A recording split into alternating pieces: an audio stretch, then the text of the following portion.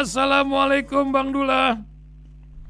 Waalaikumsalam warahmatullahi wabarakatuh, Mas Iksan. Masya Allah. Apa kabar Bang Dula? Semoga sehat-sehat saja hari Alhamdulillah, Jumat yang alhamdulillah sehat. penuh berkah ini. Ya, Bang Dula, ini amin. banyak kisah ya antara penegak hukum kita. Nampaknya macam dulu ada cecak buaya, entah ini kadal sama apa nggak ngerti ya. KPK, Polda Metro Iya, Jaya dengan Pak Karyotonya dan Pak Firly-nya satu ini. Dulu satu kantor ya. Ini tentang iya, Menteri Mentan ya yang ditahan SJL. Ada iya, kisah di balik kisah, akankah ini mengarah kepada partai tertentu, artinya partai Nasdem yang macam berebut target atau apa tuh mengejar waktu tayangnya. Sementara Polda Metro Jaya pun sedang giat-giatnya, apakah ini terseret nanti ke Barreskrim? Ada apa di balik kisah ini? Itu yang kita dapat juga Pak Mahmud sempat menyebut, apakah akan menonaktifkan Firly? Siapa yang bisa menonaktifkan Firly? Mungkin Bang Dula bisa kasih keterangan. Dan juga tadi iya. kisah terakhir adalah tentang Harun Masiku, juga rentetannya kepada partai, kemana makhluk satu ini. Terakhir adalah hari Senin besok, Mahkamah Konstitusi akan memutuskan sesuatu yang ditunggu-tunggu banyak partai. Akankah menjadi mahkamah keluarga? Begitu sebuah judul dari berita-berita yang beredar. Dan terakhir tentu Bang Dula, sebagai orang pemerhati terhadap Palestina, negeri satu-satunya di dunia masih terjajah, jelas. 1.600 korban syahid, 400 anak-anak wafat. Buzzer pun bekerja terus.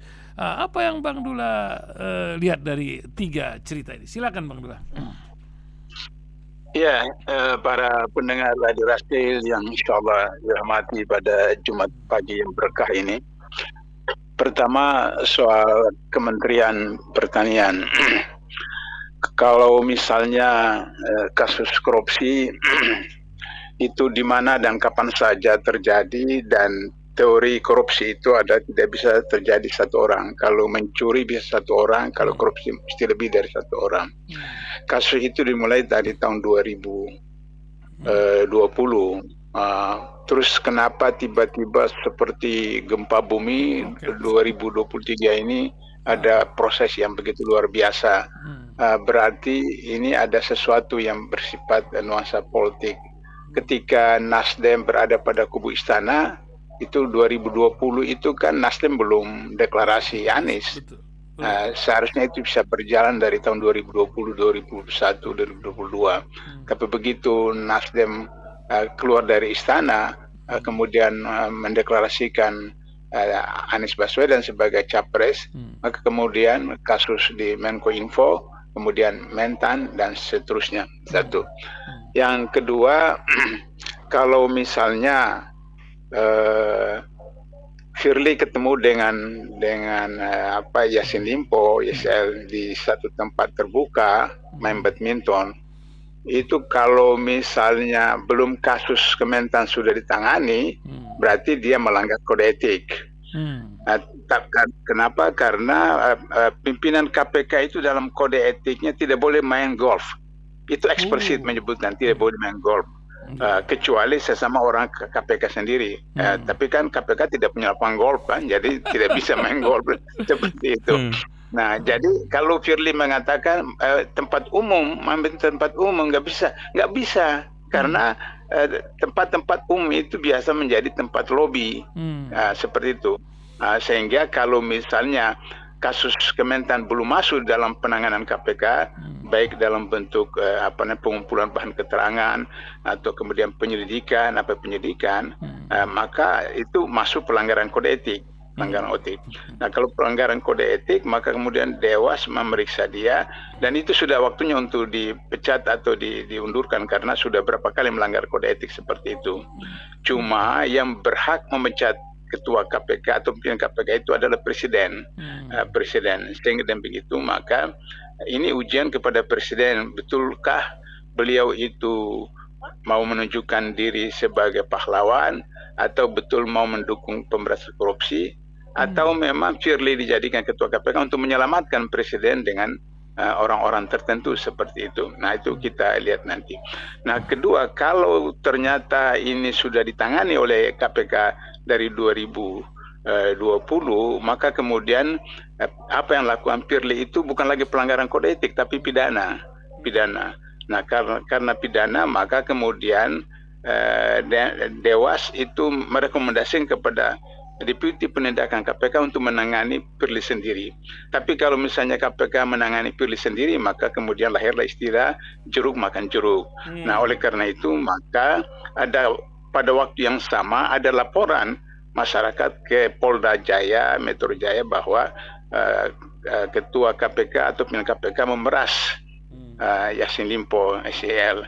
Nah, kalau begitu maka itu dijalankan saja berbarengan seperti itu oleh Polda dan kemudian oleh KPK. Yang jadi persoalannya adalah bahwa kenapa seperti dijelaskan oleh Febriansah, pengacara dari SEL itu, bahwa sudah ada surat panggilan hari ini untuk diperiksa, kemudian sudah ada kesepakatan bahwa nanti Yassin Limpo akan datang hari ini. Tapi kenapa tiba-tiba tadi malam ditangkap seperti itu? Jadi saya lihat bahwa ini ada satu tadi istilah Mas Ihsan itu bukan cicak buaya tapi kadal kampret. Kadal-kadalan. Karena begini biasa orang yang dalam tahanan mengalami stres, tekanan dan seterusnya, depresi dan seterusnya, sehingga bisa itu merupakan satu peluang untuk kemudian terjadi tukar guling. Jadi tukar gulingnya itu adalah bahwa kemudian SL menarik kasusnya di Polda Jaya yang bahwa yang KPK memeras, dan kemudian akhirnya kasusnya si SL juga kemudian di SP3 kan seperti itu. Jadi itu tukar guling seperti itu. Sehingga dengan begitu maka kemudian kenapa tiba-tiba sudah lama, hampir berapa lama tidak diproses, tiba-tiba kemudian segera ditangkap seperti itu. Memang menurut KUHP penyidik itu punya kewenangan untuk menahan seseorang karena takut, pertama lari, kedua menghilangkan barang bukti, ketiga mengulangi perbuatan. Tapi kan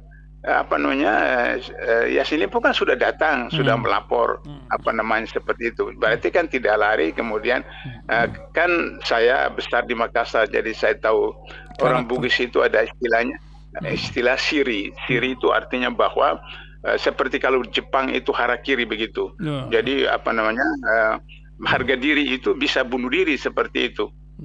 Gagal itu. Jadi dan Yassin Limpo ini bapaknya namanya Yassin Limpo, dia Syahrul Yassin Limpo. Yassin Limpo ini saya kenal, ini jenderal. Jenderal di Makassar, ada angkatan pertama dengan Jenderal Yusuf, itu angkatan pertama waktu awal-awal kemerdekaan di Sulawesi. Jadi saya kenal bapaknya seperti itu. Kalau si Syahrul ini saya tidak kenal. Mungkin waktu itu masih kecil, jadi saya tidak kenal. Nah, jadi ini yang dikhawatirkan tukar guling.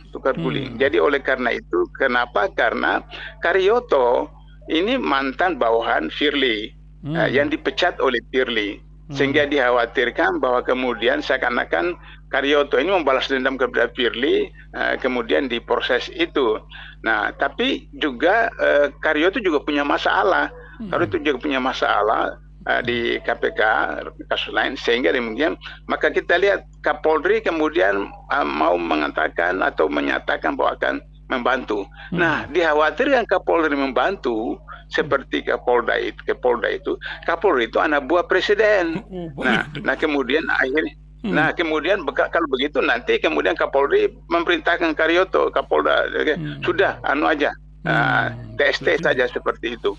Nah, kenapa? Karena Firly itu pegang soal buku merah. Mas Ihsan ingat dulu ada kasus buku merah. Menteri Dalam Negeri nanti kenanya Pak Tito. Buku merah itu melibatkan Menteri Dalam Negeri dengan Presiden seperti itu. Jadi ini kan kata orang Sunda babliut betul. Kalau Pak Jokowi bilang ruwet gitu. Ruwet. Karena itu saya menyarankan bahwa jalankan saja secara transparan. Kalau betul-betul lihat transparan. Kalau misalnya Dewas mengatakan belum ada laporan soal pelanggaran kode etik oleh Firly, itu Dewas salah besar. Nah, ketua Dewas itu salah satu pimpinan KPK pada waktu jilid 1. Nah, beliau tahu betul bahwa pelanggaran kode etik itu bukan soal hukum benar salah, tapi patut atau tidak patut seperti itu. Nah, contoh waktu 2005 itu salah seorang pimpinan KPK menggunakan tinta merah, tulisan merah di dalam memo kepada pimpinan KPK yang lain. Itu sudah melanggar kode etik, dan kemudian saya waktu itu ketua komite etik memeriksa itu. Nah, itu saja. Jadi bukan soal salah benar, soal patut atau tidak patut. Nah, seperti itu.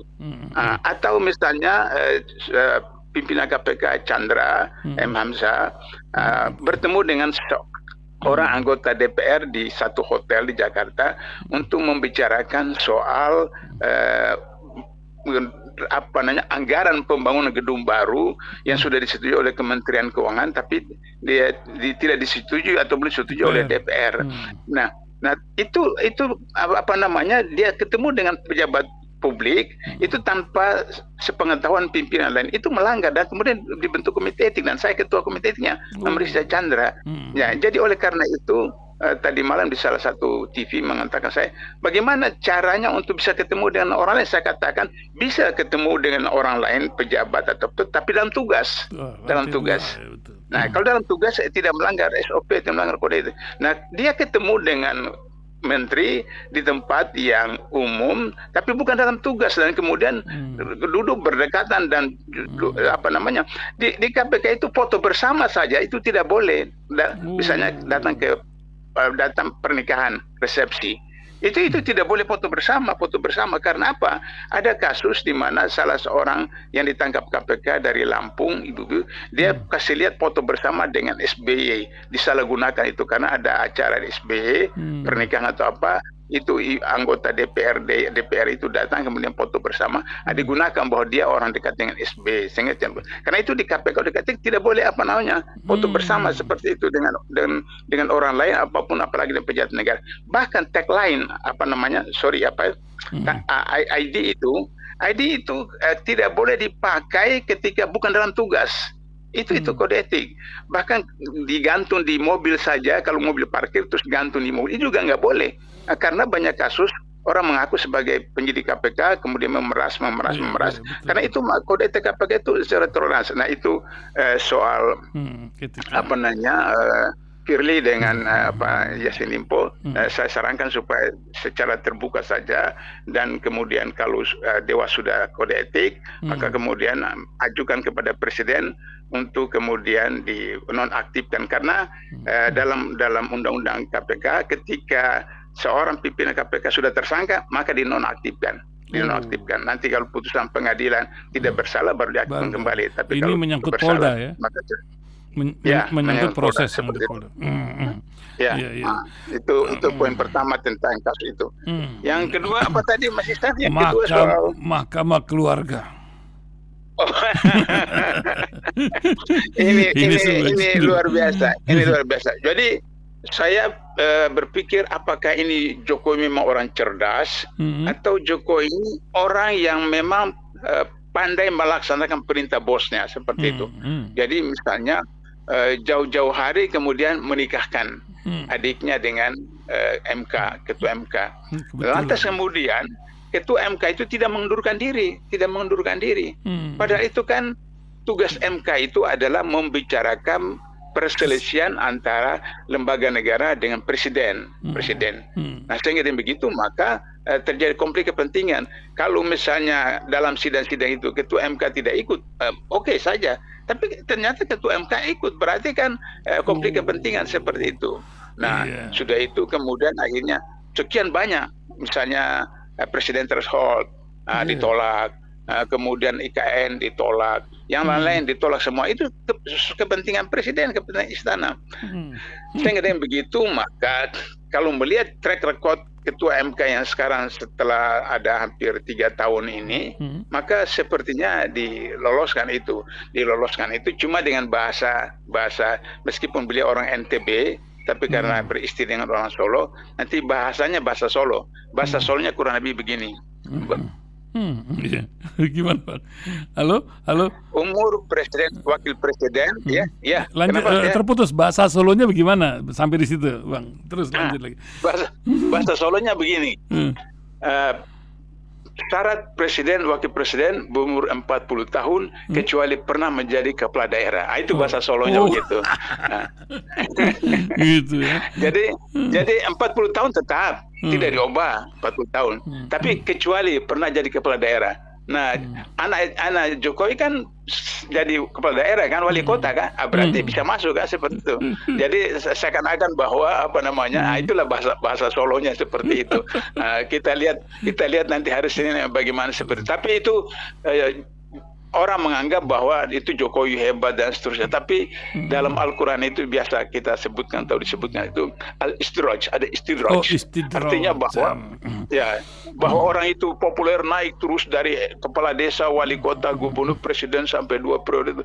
Kemudian namanya populer di tingkat desa, kota, provinsi, negara, internasional, kekayaannya naik terus. Itu terus begitu. Baru kemudian Allah campakkan seperti Firaun dicampakkan ke dalam Laut Merah seperti itu. Nah, itu berbahaya soal mahkamah keluarga, dan saya berharap kepada anggota MK ini agar supaya ada yang sudah pensiun nanti mau pensiun, ya apalagi mau diharapkan nanti kembali ke masyarakat diketawain apa segala macam, sehingga mungkin posisinya kalau menurut Indrayana itu kira 4-5 lah posisinya begitu. 4 tidak setuju, 5 setuju. Jadi karena voting 4-5 ya 5 menang, ya Gibran bisa jadi cawapres seperti itu. Nah, itu soal mahkamah keluarga. Yang ketiga dan ketiga dan keempat tadi kesatu ada yang tertinggal tuh Bang, masalah apa itu? Itu masalah Harun Masiku ini kan sudah injury time ini bagaimana? Apakah akan digunakan oleh sang yang tadi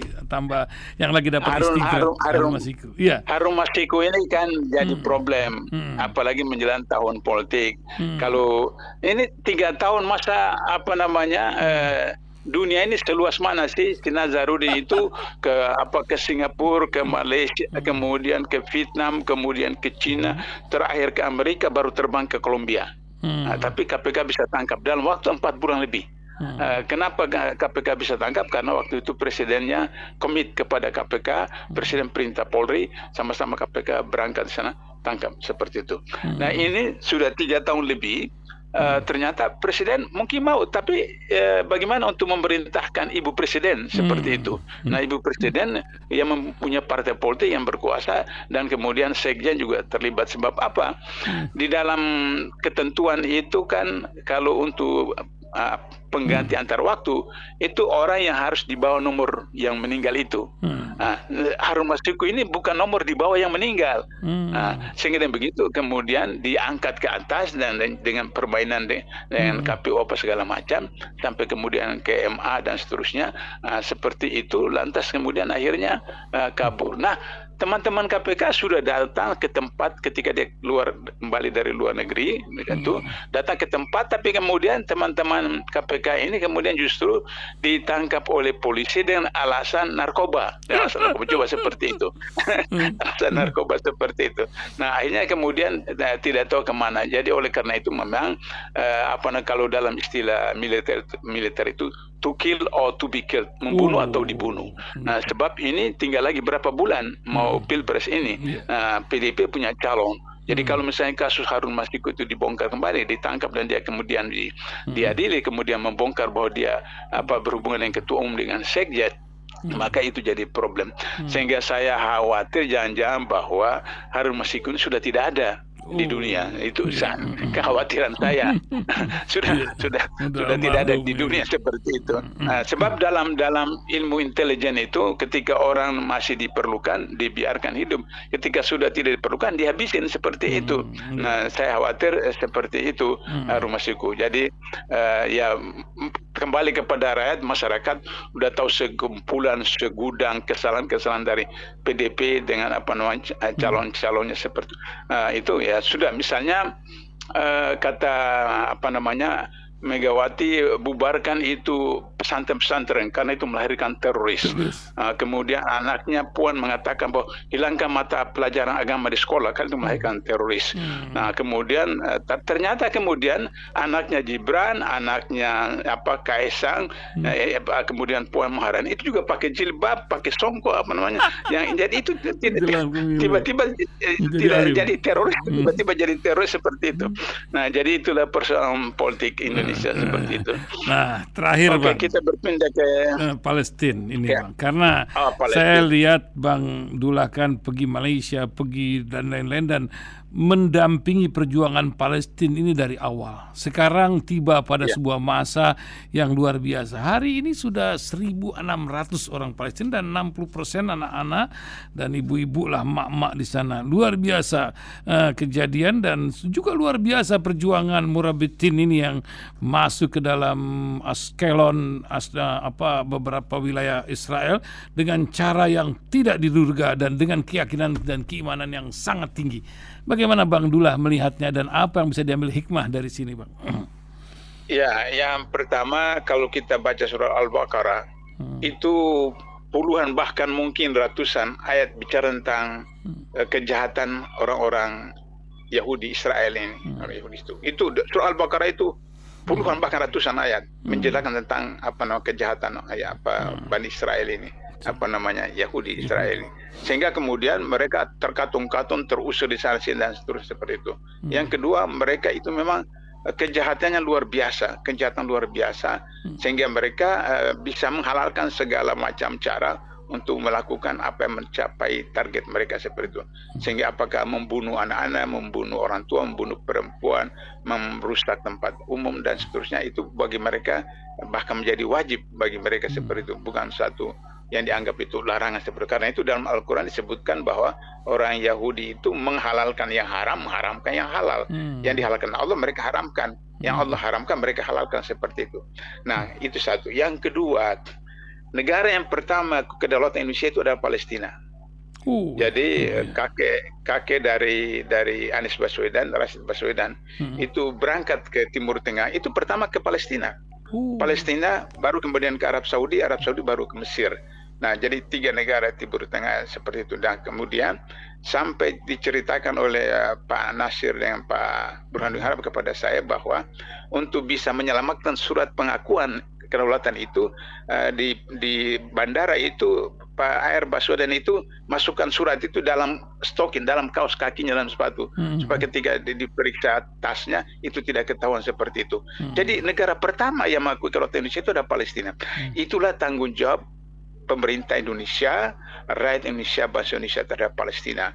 Karena bukan hanya karena kesamaan agama, bukan hanya kesamaan negara-negara non-blok, tapi juga sejarah historis bagaimana Palestina negara pertama yang mengakui kedaulatan Indonesia, baru Arab Saudi, baru Mesir seperti itu. Sehingga dengan begitu maka kalau kita tidak bisa berangkat ke sana untuk bantu karena macam-macam problem, nah kita bantu Palestina dengan infak, sedekah, zakat, wakaf dan seterusnya itu. Yang kemudian yang keempat, kita desak pemerintah Indonesia kalau misalnya Rusia dengan apa? Yang sekarang Ukraina, Kiev. Ukraina itu presiden datang ke sana langsung ketemu. Ini kenapa Palestina yang sudah 1.600 orang korban, kemudian anak-anak, rumah sakit Indonesia segala itu, presiden tidak turun tangan lapangan langsung seperti itu. Nah, kalau tidak maka kemudian ada dugaan bahwa presiden ke Rusia dengan Ukraina itu hanya karena soal bisnis, yaitu perintah bosnya ini untuk bisa untuk mie itu Indomie mie instan. Mie itu kan bahan bakunya dari Rusia dengan dari gandum. Ukraina itu, sehingga gandumnya itu sehingga datang ke sana. Nah, kalau memang tidak begitu ya harus juga ke Palestina tapi pendukung kuatnya lagi masuk rumah sakit, jadi memang susah juga. Pendukung kuatnya itu kan orang Israel, kan orang teman temannya Israel, tapi lagi di rumah sakit, lagi sedang bertarung dengan malakul maut, seperti itu, sehingga mungkin Jokowi juga pusing juga seperti itu.